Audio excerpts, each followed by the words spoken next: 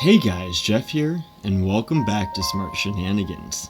Today, we are playing Dicentra. Now this is one of the featured games on itch.io, so go check out itch.io if you haven't already.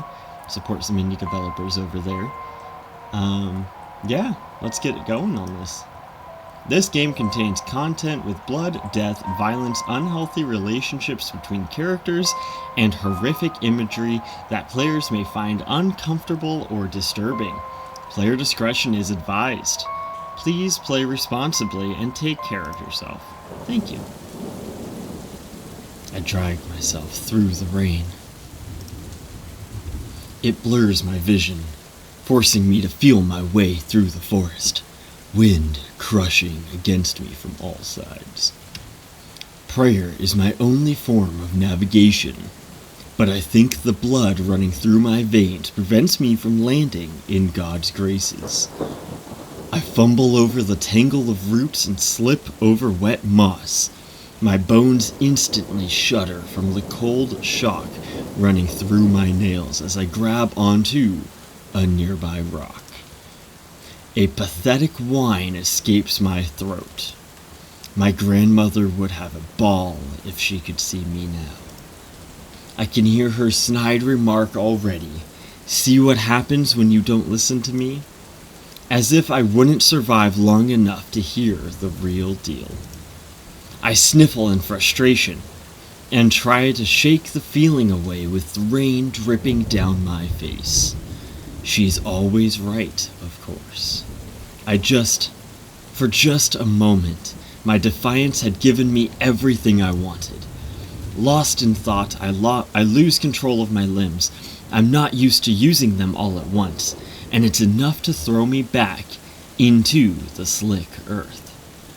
Now I really want to cry. The storm is harsh. A thick canopy of trees above me does little to shield me from its rage. They passively turn their leaves away instead, tempting me to scream my grandmother's harshest curses at them. Am I losing it? I shakily lift myself from the ground, snorting weakly into a puddle. For the middle of summer, it sure is pouring hard. The rain feels like shards of ice against my skin. I watch it distort the reflection in the puddle with ripples. In the brief moments where the reflection almost settles, I see piercing yellow eyes, dark fur, and wilted ears, sleek and clinging to the small, vulnerable form of a wolf pup. The voice of my grandmother hisses in my mind. What have you done, Basil? I need to get back home. I tear away from the puddle and trek on. Please, something lead me back home. Something. Anything. Maybe that's a risky thing to ask of this forest, though, because something answers. It's so faint that I question if it's even real. A howl cuts through the wind, or perhaps it's the wind that shrinks away from the sound that ambles through. Fighting my way through the storm has exhausted my body. The frontal lobe of my brain begins to neglect its responsibility to remember what reason is. All my instincts scream to ignore it, but my heart, a stupidly curious thing, makes me take a step forward. My fuzzy ears pick up the heavy sounds of my heart pounding. I try to convince myself it's because of fear. I need to focus on where the howling's coming from.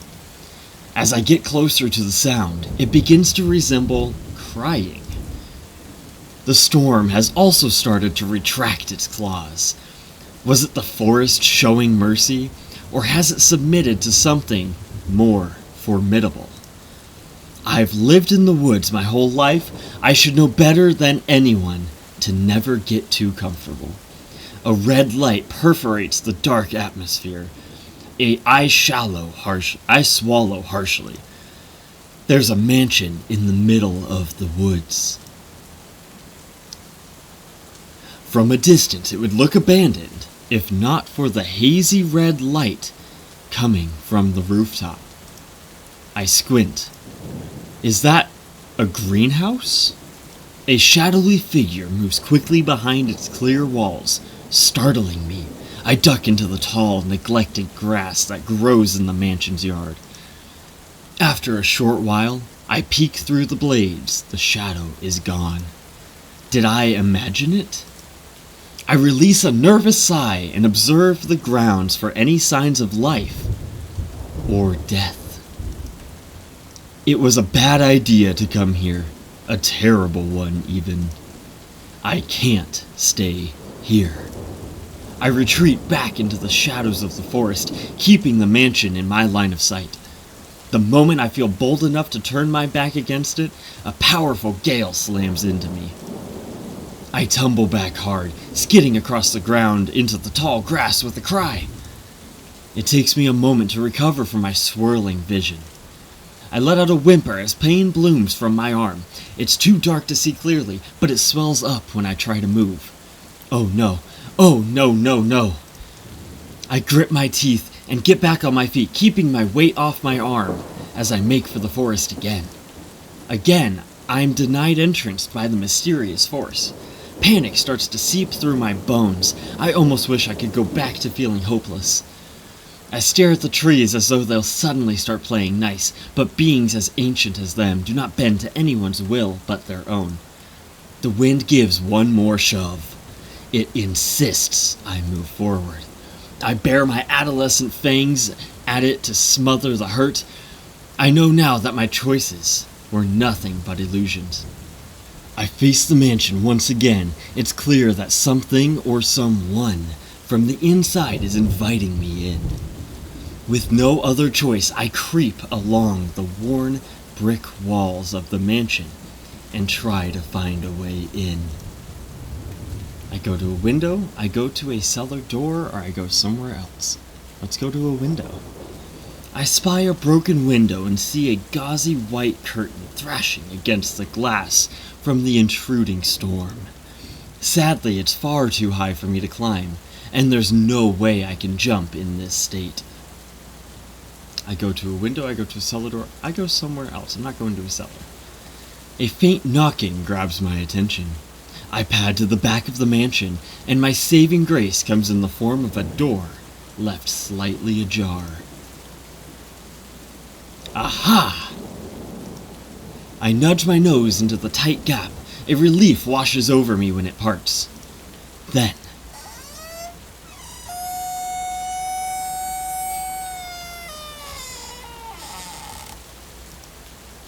an ear-piercing screech echoes through the mansion as the hinges begin to shift. From the looks of it, they haven't moved for a long time. The feeling of ice floods my veins. I stay frozen in the doorway. If this mansion is inhabited, there's no way I didn't just announce my entrance. Fear takes over again. My back paw intuitively steps back so I can attempt to run as far away from this place as I can.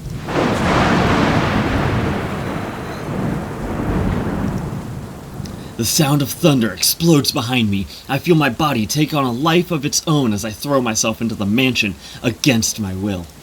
The door slams on my way in. I breathe shallowly. When I come to my senses, I'm in a kitchen. It's dark inside the house. The only source of light comes from the windows above the counters. Everything beyond its reach is a void.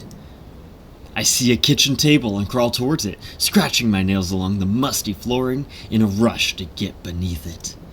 I stay under the table as my breathing starts returning to a normal pace. My eyes are wide and my ears are perked up, on the lookout for anything that could be a threat.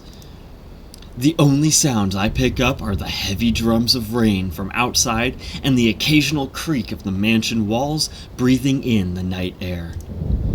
When I'm confident that there's no sign of life inside this manor, I crawl back into the open and immediately shake off as much rain and mud as I can.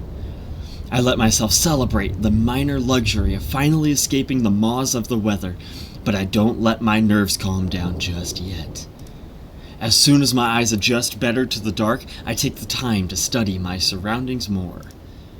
I noticed a hearth that lacks any recent maintenance. Dishes crowd the counter, and a thick layer of dust forces me to smother a sneeze. This place hasn't been occupied in a long time. Surely I can allow myself to breathe just a little bit easier in this space, at least until the storm wanes. I bring in a deep inhale, being careful not to get any dust, and tread cautiously. As I stalk further in, I hold my breath at every corner, carefully looking in all directions for danger. The rest of the mansion is as devoid of life as the kitchen. Most of the rooms here have closed doors. The ones I could see in were graciously empty, sans the derelict furnishing within. Barely anything is in decent shape. I couldn't guess how long it's been since a human lived in this manner, but based on the scratched hardwood floors and the broken but intricate-looking side table nestled in a dark corner, I have the impression that this place was neglected even while it was occupied. My nails tap on the floor as I limp into the hallway, my mind settling from all of the adrenaline. The ache in my front leg starts to swell, and the heat of my body intensifies the pain. Paintings line the walls from end to end, but it's hard to see them in the dark. Through glimpses of light, I could make out some faded landscapes, a few mountains, some castles, and a couple of portraits. One portrait in particular catches my eye. I stop in front of it. I stare at the portrait, foolishly thinking that it's staring right back. Surely it's just the slight fever settling in and making me come up with silly things. I don't think I've lost my mind just yet, though. As I observe the side profile of a pale woman, I notice that she's eerily the most realistic painting I've seen so far. When she turns her head to look down at my tiny form, every hair on my body goes stiff. Her lovely features, captured in oil, begin to melt off as she steps out from the painting. Smooth ivory skin shrivels to a deathly pallor. The elaborate gown, clinging to her sharp shoulders, begins to rot as her torso parts open like a blooming rose, revealing decaying bone and organs that run down her shirt like horrific decor. Oh, that's terrifying. I immediately start running away as fast as I physically can. As I scramble to get away with my hurt leg, I hear something that might be worse than a ghost. The woody and spicy scent of incense fills the humid air, creating a hazy purple fog. The sound of chains moving in a controlled rhythm rattles me to the marrow in my bones. Footsteps follow shortly after, growing louder alongside the clinking chains. It's coming from the staircase. My breath quickens. I slide to a halt and backtrack away from the sounds. I look behind me and see the glowing apparition of a woman's hunched form stumbling towards me, dragging a trail of gore with a wet squelch. Hide! I need to hide, but where? My eyes dart across every inch of the hallway, desperately searching for a small sanctuary. The footsteps are right behind me. The ghost is right in front of me. This hallway now feels like a tomb. All of the doors are firmly shut. I press against a wall, my heart skipping a beat when I notice a faint tapping sound coming from behind me. I turn around and witness the outline of a door revealing itself. I waste no time shoveling my muzzle between the crack to wrench it open. As soon as I pry the door open, I hurl myself through into the darkness. I walk backwards away from the door, keeping my eyes on it. I'm so focused on that door that I bump into something cold and almost trip over it. I look up and see a dark iron staircase curling up to a high ceiling. A hatch near the top is open, letting the rain from outside drip down onto the cold metal. I hear footsteps once again, this time much louder. I don't dare to breathe or move.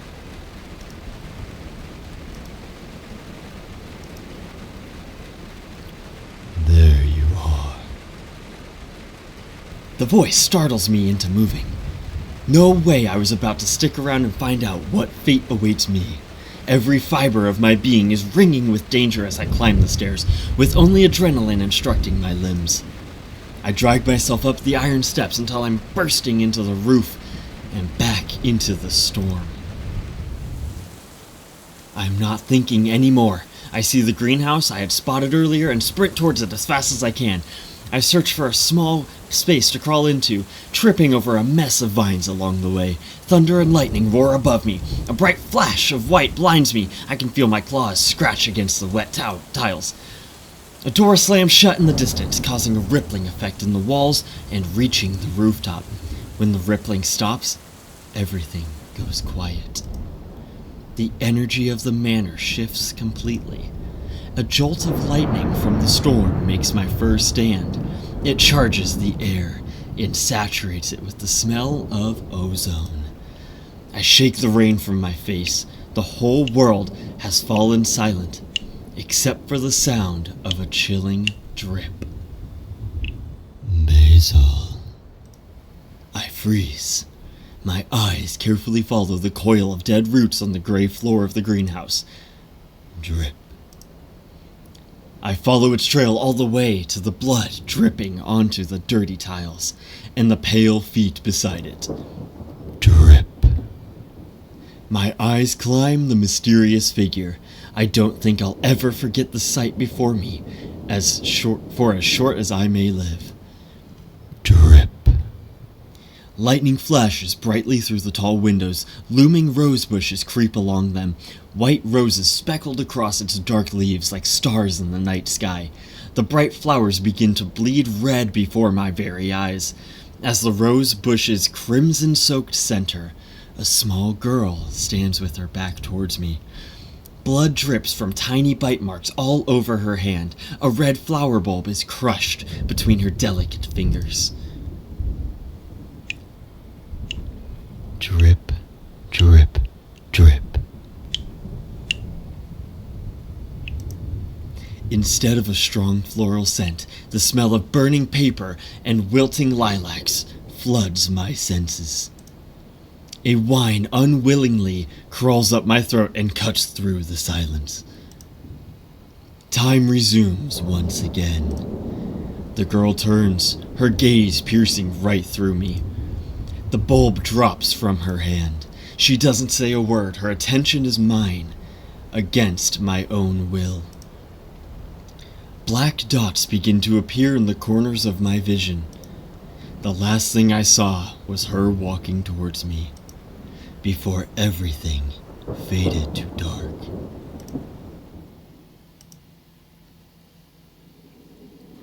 My fever is brutal throughout the night. I slip in and out of consciousness to flames beneath my skin and an ache I'd rather sleep off than face. I try to let my body go back to sleep, but strong hands force my jaws open and shove something down my throat. The intrusion makes me violently resist, but I'm far too weak to fend the intruder away. The dark takes me into its arms once again.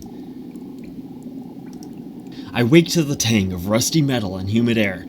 The unfamiliar sensation makes my eyes snap open.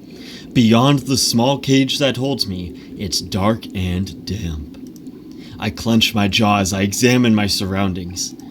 Soon my eyes fixate on the ghost staring at me from outside my metal prison. That's freaky. I yelp and throw my body backwards, hitting the back of the cage. I expect the bite of a hard metal on my back, but something smooth bends around my shape instead. It hisses at me in response. I don't think it liked that very much. My claws scrape the cold floor of the cage as I spin. The bars behind me morph into slithering vipers in defense stances, each one bearing their fangs in anger. Careful. Their venom will make the blood in your body solidify in seconds. That wouldn't be a very pleasant way to die. I look at the ghost in horror. I'm breathing so quickly that I'm convinced I'll die from lack of oxygen. Or so I think. The vipers settle back into metal bars, and I make myself small. I don't want to risk testing their patience again. The ghost is not a ghost, but a girl. Her hair looks like ink that's been violently knocked over and spilled onto the floor. It melts into the dark surroundings, contrasting her gray and sickly-looking skin. Her expression is blank. I see her hands tightly clutching her white gown. Do you bite? Do you? I want to ask. I reveal my teeth through a snarl and watch as she shows hers with a small smile. The fur along my spine stands up. She starts to move and I flinch. The girl crawls towards the cage and I curl my nails. She reaches for me, a pale hand passing between the bars without resistance. It freezes right in front of my snout. Is she checking to see if I would really bite? Has she no fear, offering her hand so fearlessly in the presence of a beast? I may only be a pup, but the sheer force of my jaws can pierce right through her palm. I repel from her hand. I pull my face away from her hand and see her startle from my peripheral vision. She pulls her hand back and holds it against her collar. My eyes lock with hers as she stares at me with her lips pressed together. It'll be too hard for me to protect you if you're too scaredy cat to do as I say. My eyes snap back to the girl. I watch as she stands up and wipes her hands on her dress, not showing a single care about how dirty it's become. If you want to survive, you'll have to listen to my instructions, okay, doggy? She tilts her head like she expects me to respond. Don't try to be too brave. If you're smart, you'll stay careful. The others had too much fight in them. It made them foolish. My heart pounds in my chest from her words alone. She gives me another haunting smile. When your arm is better, I'll take you for a walk before he gets back. Is this what she sounds like when she's excited? It's unsettling. She suddenly moves close to the cage again. I jump and back away, just enough to where I don't risk getting into trouble with the vipers again. The scent of burning parchment and wilting lilacs returns. The girl's hair falls off her shoulders. I expected ink to trickle down and dye her dress black. My name is Dove. Horrible to meet you, Dove. Chapter 1. Roses. I spend the night nursing the dregs of my fever. When I'd first woken up, I didn't take notice of how much it had already been soothed. But now vague memories of violating hands surface into my thoughts. Did the girl, Dove, give me some kind of medicine during the height of my fever? My body still feels uncomfortably warm. I rest my head on one arm and glance at the one that had been hurt earlier. A clean bandage is firmly wrapped around it, not enough to cut off the blood flow, but enough to restrict its movement. Was this also Dove's handiwork? I sigh softly through my nose, then close my eyes. Time passes ambiguously in the cage. With nothing to reference, I don't know if it's been mere hours or days. A bowl of water sits in the corner of my cage. I know from the dryness of my throat that I need to hydrate, but I have yet to muster up the courage to approach the bars that slither and rattle ever so often. When I'm desperate enough to finally quench my thirst, the bars relievingly keep their metal forms. Feeling better now, I curl into a ball and my tail cradles my face. I want to go home. Exhaustion catches up to me once again. I fall asleep on crusty metal and wake on dusty wood. The sound of my wind chimes alerts me into consciousness. My eyes snap open and my retinas are immediately burned by the color that floods into them. On the floor in front of me is a kaleidoscope of light created by the morning sun, a stark contrast to the dark and dreary setting I was previously confined to.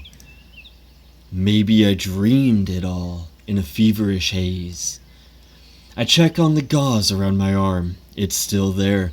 A weight around my neck brings me into focus. A collar is secured around my throat.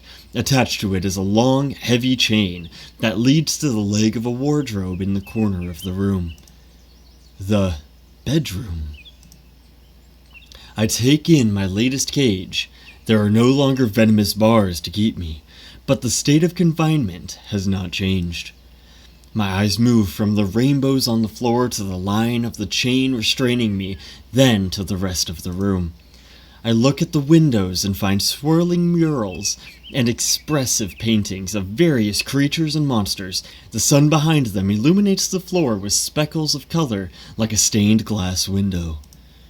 Past the frame of the window, the drawings continue in nonsensical scrawl.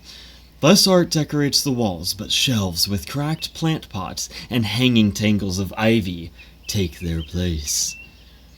Dirty cups and bowls sit forgotten in a dark corner. I briefly note 2 shallow dishes near where I lie. They look like they would be used by a pet. Judging from the surprising lack of grime from under them, it hasn't been that long since they were last used. Dusty books and crumpled parchment litter the floorboards. Taking up half of the room is a canopied bed. Dark curtains are pulled tightly together, preventing me from seeing inside. The sound of scratching captures my attention. I drag my gaze past piles of books. There, sitting on a raggedy blanket, hunched over and scribbling over the print in a book, is Dove. She gnaws on her lip and pinches her brows. I can hear her whispering something to herself.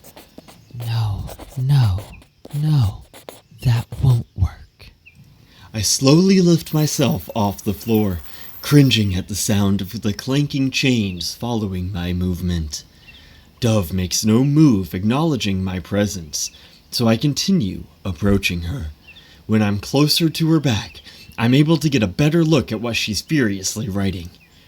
Scribbles of occult symbols make the words on the pages completely illegible.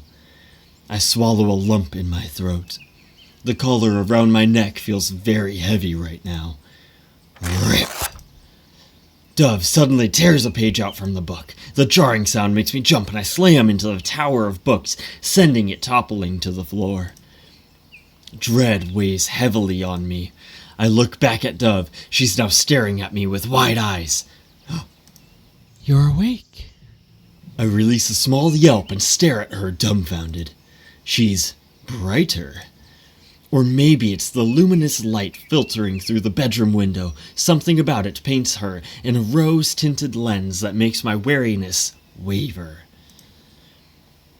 That feeling instantly vanishes when she gets up and rushes towards me. I run away as fast as my legs allow me, but my air supply is abruptly cut off and I'm thrown off my feet. A sharp howl is pulled from my throat. I look behind me and see the chain of my collar is pulled taut. I had reached its limit. I then see Dove standing in the spot that I bolted from. Her gaze creeps along the chain, making its way to my crumpled form. Icy blue eyes stare into mine and I shudder. It feels like she could unravel me through sight alone. She looks at me like she knows. Then she perks up, snapping the tension away. Oh, right, you're probably starving. The others were also very skittish when they had empty bellies. Her voice trails off as though she's become lost in thought. She starts weaving through the mess of book piles to reach the bedroom door. Wait here. I don't have much of a choice. Dove returns with a bread roll and a bowl. She sets the bowl down a couple of feet in front of me and then retreats back to chew on her own food. I tentatively approach it. The bread smells like heaven. I lick my lips on instinct. It must have been ages since I last ate, because I watch her tear chunks from it and mark every little crumb falling onto her white dress with yearning. I look down at the bowl she left for me. The sight of red, fleshy chunks greets me. Raw meat. She gave me a bowl of raw meat. I can't eat this. Well, maybe I could. But the idea of it has nausea coursing through me. I stare at the fresh blood pooling at the bottom of the bowl. Then I glance over at the bread. Then back down at the bowl, feeling confounded. My stomach growls. I can feel saliva start to drip down the side of my mouth. I can't do it. Are you gonna let it go to waste? Dove's voice comes from right above me, and fear flutters in my stomach. Okay then. My eyes snap up. Dove reaches for me and I flinch, scattering away.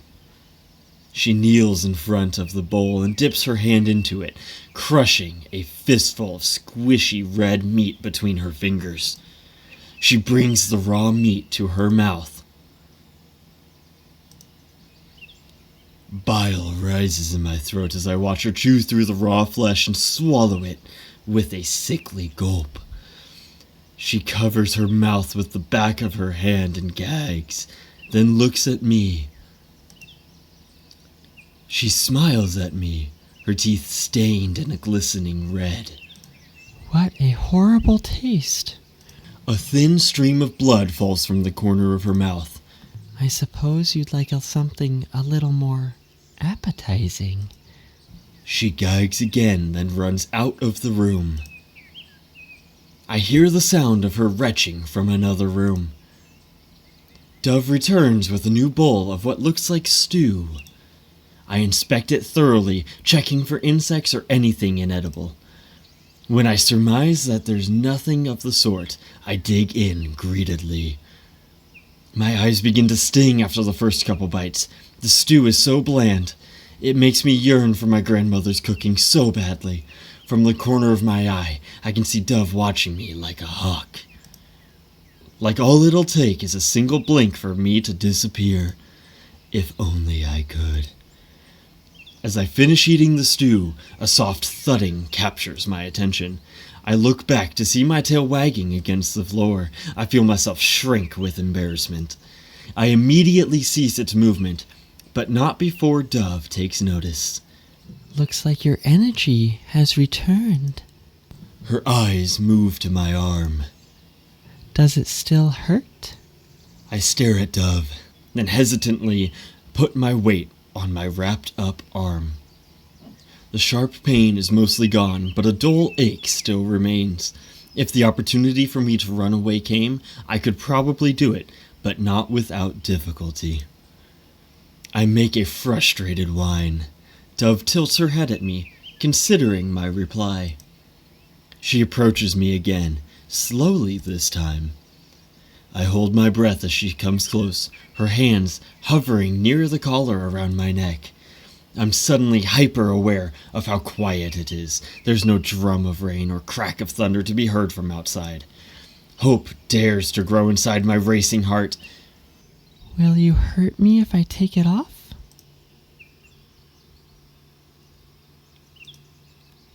I stare at her blankly. Dove gives me a disappointed look and gnaws on her bottom lip.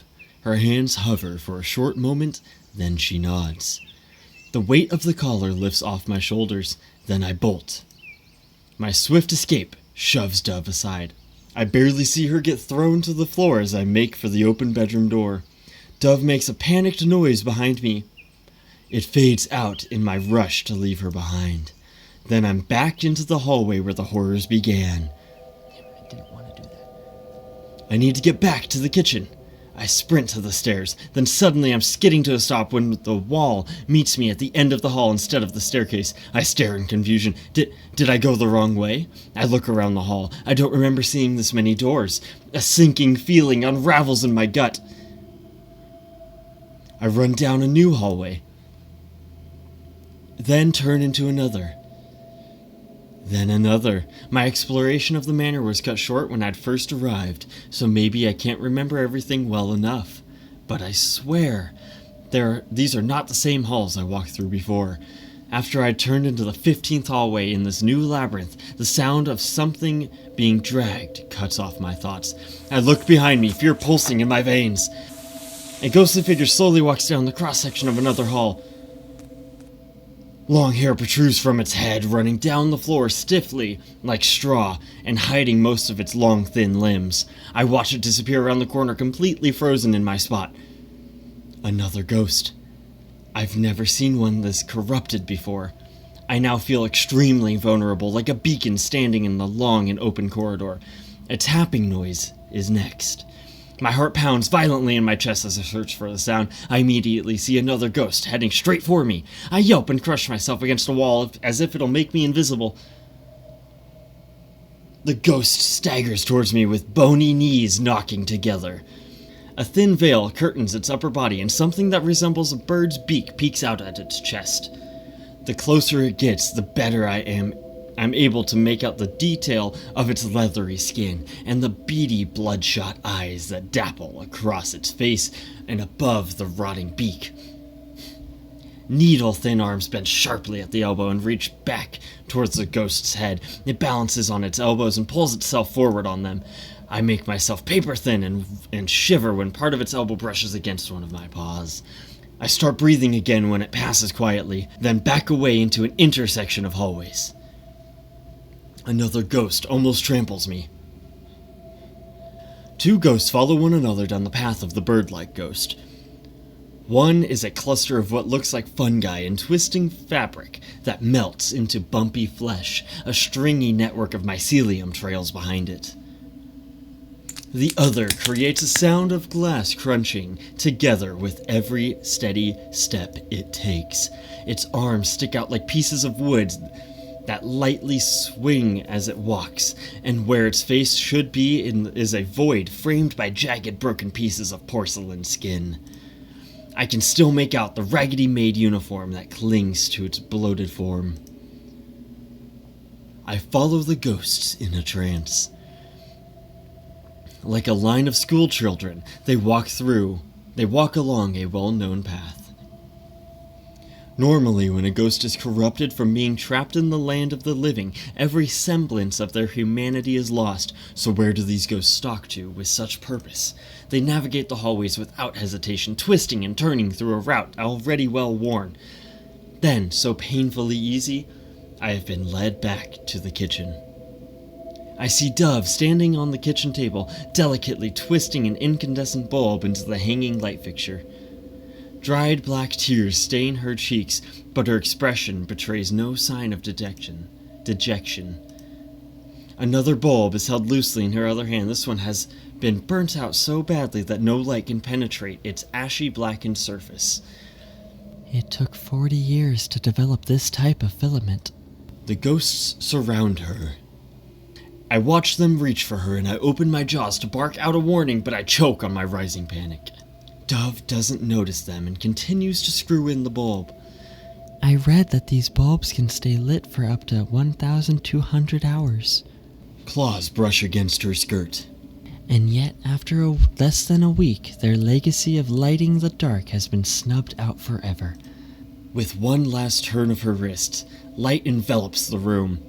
Something so wonderful. Dove stares into the bulb's light, and her fingers caress the glass. Only breaks in a place like this. The ghosts have vanished. Dove gives no hint of awareness for the presence that had just left them. My blood thuds in my ears. Could she not see them? I look at the door that I had used to enter the mansion. I hear Dove dust off her hands and toss the old bulb into a box, where it shatters amongst other pieces of glass.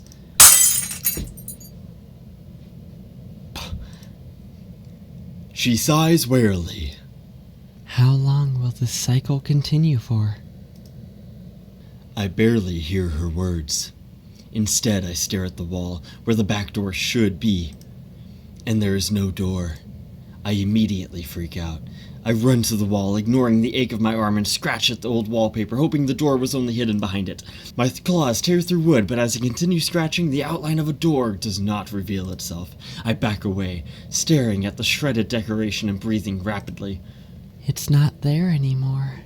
I turn my head up and see Dove sitting on the kitchen table, swinging her legs. She stares at the wall that I had torn up and gives me a blank expression. I explode. My body ignites with fiery rage as I growl and snarl at her. Bark, bark, bark, bark. She frowns and her eyes turn downcast with guilt. I don't know how to get it back. I whimper and go back to scratch at the door in more desperation. I'm sorry.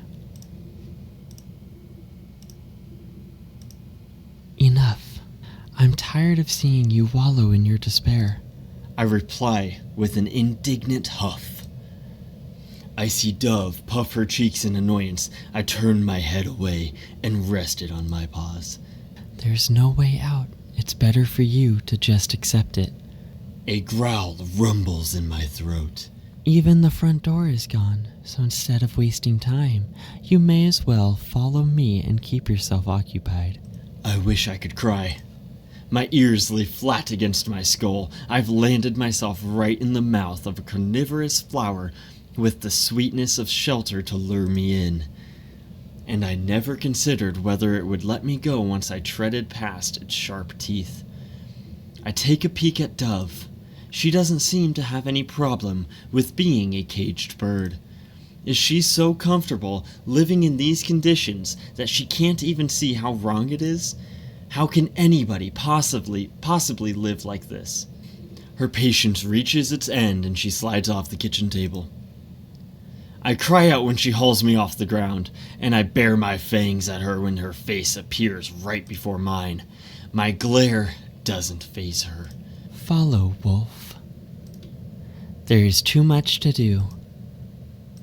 We return to the labyrinth of hallways. Dove seems to know her way around them well. Now that I'm not frantically running through them, I notice how much different the atmosphere of the manor is. Less dirt coats the floor, ceiling lights illuminate the hallways, and it almost feels peaceful. Dove stops by a closet in the hallway. She grabs onto the handles of the doors and opens it up to reveal shelves and cupboards of miscellaneous tools and supplies. She climbs a stool to reach the highest shelf and retrieves a box with small buckets and brushes. The stool she stands on starts to sway, and I tense. She climbs back down without issue, and then leads me into a room I recognize. She makes her way to the broken side table I'd spotted when I was first exploring the rooms of the mansion, and I take this time to look around. A dining table with only 3 chairs takes up most of the room. Candles spike up from the top like stalagmites. There's so many that I think they would render a fire hazard if they were to all be lit. Hardened wax drips over the edge. I can see the end of a fountain pen, as well as scraps of paper. I'm unable to see a well of ink from my position, but I assume that is what runs down the dusty tablecloth in dark splotches. A glint catches my attention. On the other side of the room, I'm unsettled by the mirrors that cover the wall from floor to ceiling. I swallow a lump that forms in my throat and do not let my eyes linger on them. I lay on the floor and watch her slather strongly scented glue on the broken leg of the table. She roughly connects the broken leg to the rest of the table and fans it with her hand so it dries faster. She tests its sturdiness with a light finger, then scrunches her nose when it wobbles. She twists around and digs in her box and pulls out a roll of twine with a bright expression on her face. My brows furrow together. Dove twirls the string around the leg and binds it tightly. When she's done, she sets the table straight again. It still rocks unsteadily, but it stays standing. That seems to be good enough for Dove, because she picks up her box again and gives it a nod. I leap from my spot on the floor and spin to a loud noise. In the corner of the room, the long-haired ghost from earlier stands bent over a broken vase. I flinch when Dove lets out a startled noise and starts to stride towards it. I bark in alarm. It's dangerous! She ignores me. Ziri? I grab the back of her gown with my teeth to stop her. Dove's demeanor goes from angry to taken aback. She stops and looks down at me. I shock myself with my own actions and quickly drop her skirt. Dove considers me for a moment, then switches her attention back to the ghost and marches over to him. You klutz. My jaw drops. I don't need another person to clean up after. The ghost laces its long fingers together and bows its head. When Dove gets closer to it, she stumbles and cries out. The ghost snaps its head back up to her. Dove checks the bottom of her foot and sees a shard embedded in the flesh. Red blooms from the small wound. The ghost makes a groaning sound and steps towards Dove. She hisses when it walks through the mess of glass and drags it with them. It's concerned for her.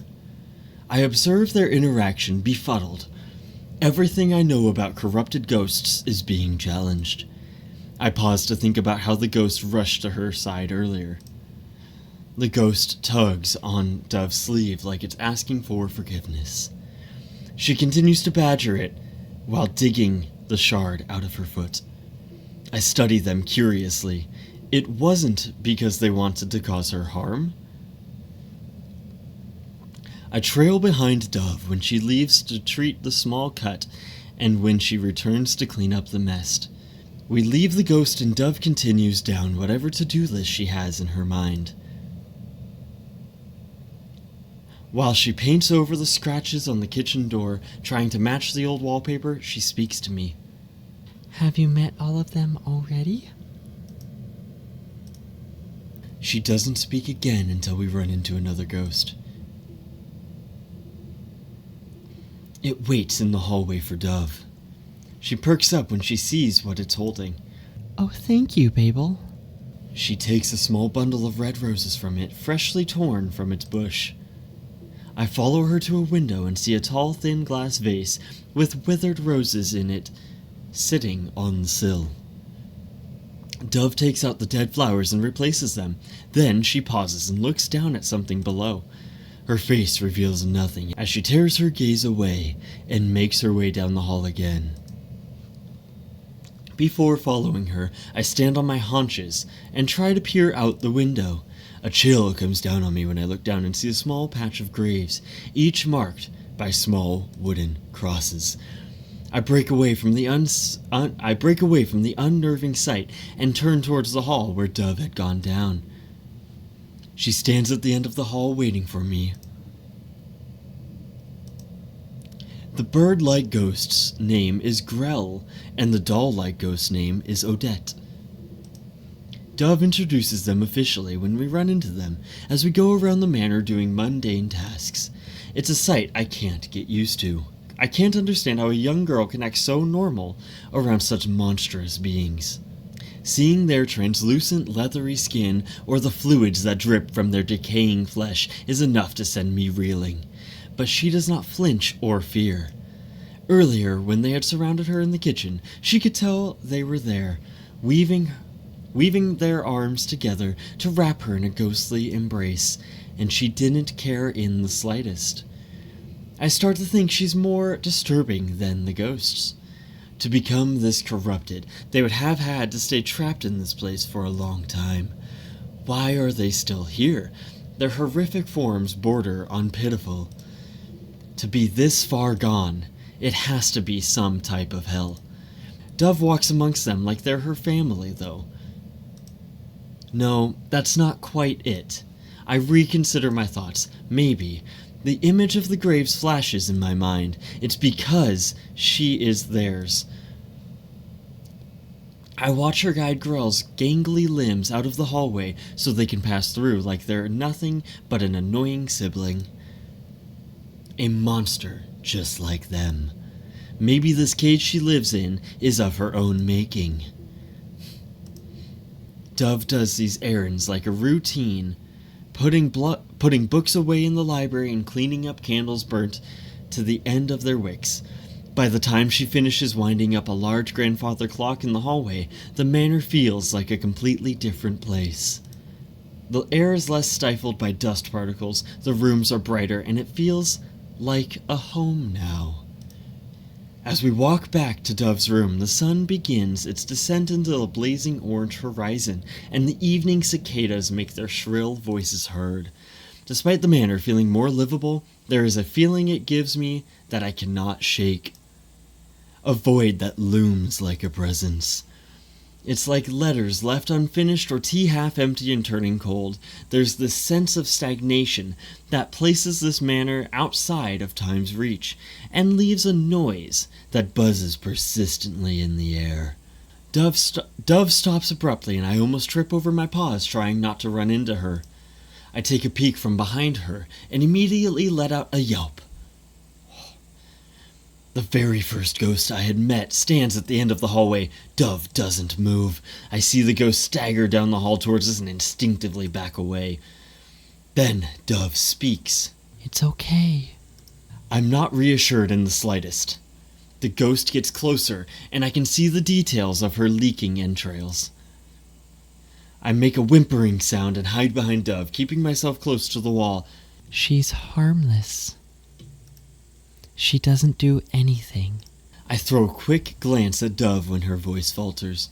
But watch. The ghost is right beside us. Its milky eyes look down at Dove, and she holds its unseeing gaze with cold eyes. I don't breathe, but the sour smell of rot overwhelms my heightened sense of smell. The tension between Dove and the ghost creates a pressure that thins the air, making my lungs ache for oxygen. Pain seizes my chest just when I can no longer hold my breath in. The ghost continues down the hall, passively.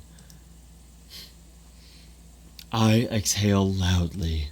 I startle when Dove clenches her fist beside me. Her eyes follow the ghost for a couple of seconds longer, then she cuts off her stare and moves on. I quickly chase after her, not wanting to be alone with this particular ghost again, ever again, if my luck allows it.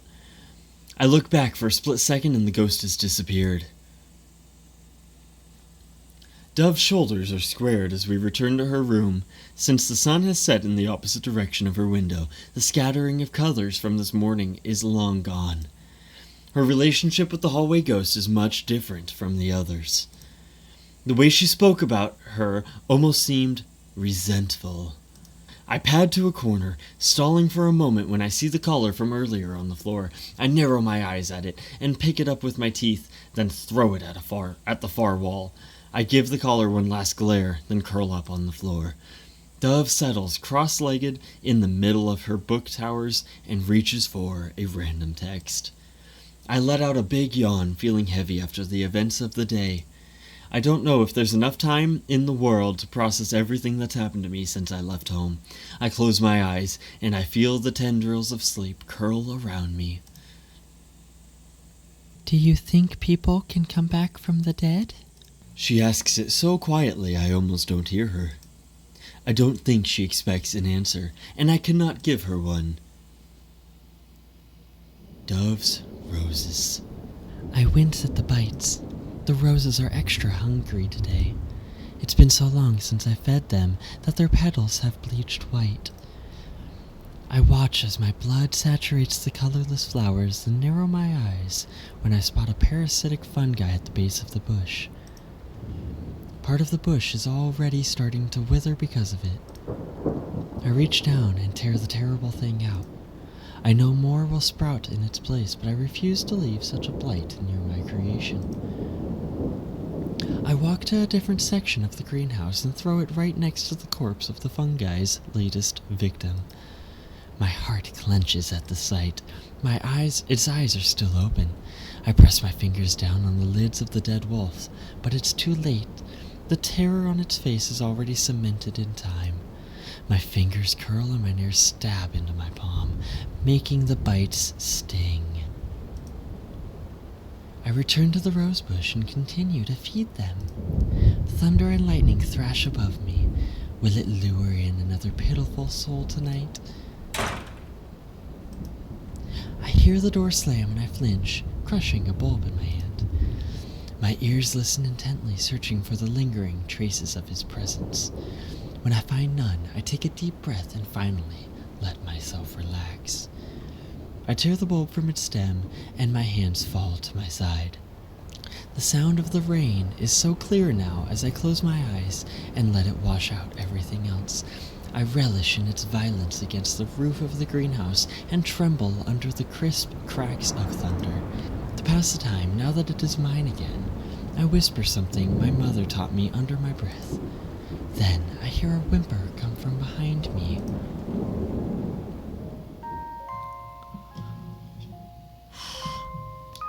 Thank you for playing the demo.